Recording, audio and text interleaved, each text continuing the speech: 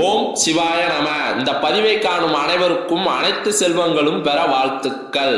மேலும் துல்லியமான ஜாதக பலன்கள் பார்த்து சொல்லப்படும். புதிய ஜாதகங்கள் எழுதி தரப்படும். கீழே உள்ள போன் நம்பருக்கு தொடர்பு கொள்ளவும்.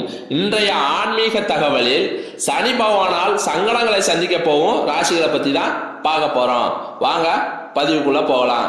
ஜோதிட சாஸ்திரத்தின்படி ஒவ்வொரு கிரகங்களின் மாற்றமும் 12 ராசிக்கு பலவிதமான மாற்றங்களை ஏற்படுத்தும். அந்த வகையில் வரும் டிசம்பர் 20ஆம் தேதி சனி பகவான் மகர ராசியில் இருந்து கும்பராசிக்கு பயிற்சி அடைய உள்ளார். இந்த சனி பயிற்சினால் 2024 சங்கடங்களை அனுபவிக்க போகும் ராசிக்காரர்களை பற்றி தான் பார்க்க போறோம். ஜோதிடத்தின்படி சனி பகவான் ஒரு ராசியிலிருந்து இன்னொரு ராசிக்கு இடம்பெயர 2.5 வருஷம் ஆகும். இதனால் அஷ்டம சனி, அர்த்த சனி, 7 சனி போன்ற சனியின் பார்வைகள் அதிகரிக்கும். இதன் மூலம் சில ராசிகள் இக்கட்டான சூழ்நிலையில் சிக்கி தவிப்பார்கள். அந்த வகையில் சனியின் இந்த பெயர்ச்சினால் மோசமான விளைவுகளை சந்திக்கக்கூடிய ராசியை பற்றி தான் பார்க்கலாம். மேசம். இந்த ராசிக்காரர்களுக்கு சனி பகவான் 11ஆம் இடத்தில் ஆட்சி செய்கிறார். ஆகையால் எதிர்வரும் 2024ஆம் ஆண்டில் மேச ராசிக்காரர்கள் எச்சரிக்கையுடன் இருப்பது நல்லது. எந்த ஒரு முடிவையும் திடமாக எடுக்க முடியாத சூழ்நிலை வரும்.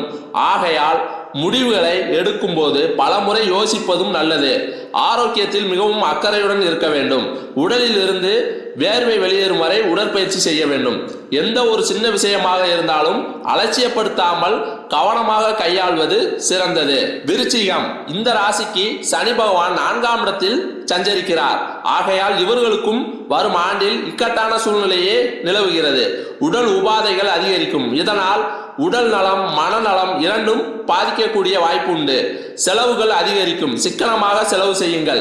நல்ல ஆரோக்கியமான உணவை எடுத்துக்கொண்டு தெளிவான சிந்தனையுடன் இருப்பது பிரச்சனைகளை சுமூகமாக சமாளிக்க துணை புரியும். சோம்பேறித்தனத்தை தள்ளி வைப்பது முன்னேற்ற பாதைக்கு வழிவகுக்கும். கும்பம். இந்த ராசி முதல் வீட்டில் சனி பகவான் சஞ்சரிக்கிறார். குறிப்பாக 7 சனியின் சஞ்சாரம் இருப்பதால் 2024ஆம் ஆண்டில் உடல்நல பிரச்சனை உள்ளிட்ட பல பிரச்சனைகளை சந்திக்க நேரிடலாம். செலவுகள் அதிகரிக்கும். மே மாதத்திற்கு பிறகு குருவின் பார்வையால் ஓரளவிற்கு நிம்மதி அடையலாம்.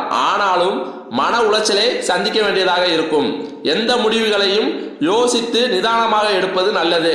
சோம்பேறித்தனம் இல்லாமல் உடலில் இருந்து வியர்வை வரும் அளவிற்கு உழைப்பது நல்ல பலனை தரும்.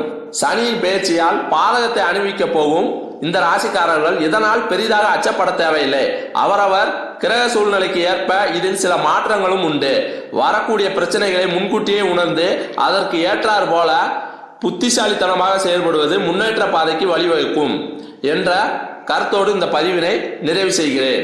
மேலும் இந்த சேனலில் வரும் பதிவுகளை தொடர்ந்து பார்க்க இந்த சேனலை சப்ஸ்கிரைப் பண்ணுங்க, லைக் பண்ணுங்க, ஷேர் பண்ணுங்க. நன்றி.